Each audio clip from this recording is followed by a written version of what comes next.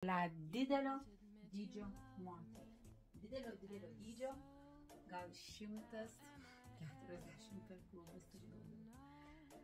Taip visą laiką iššūkiai. Taip, ką moterim reikia, kaip pasipuošti, užsivilkti progą, tinkamą vietą ir tinkamą laiką. Bet pastebiu, kad ypač didesnio dydžio moteris,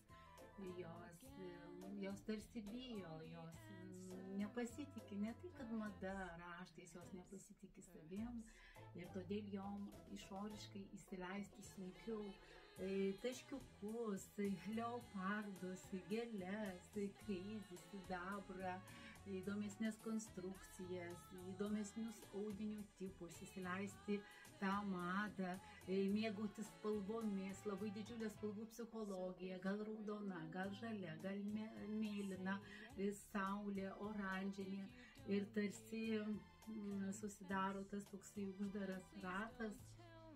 Tai kviečiu moteris tiesiog atsipalaiduoti, žiūrėti į madą kaip ir laisvę ir kurti.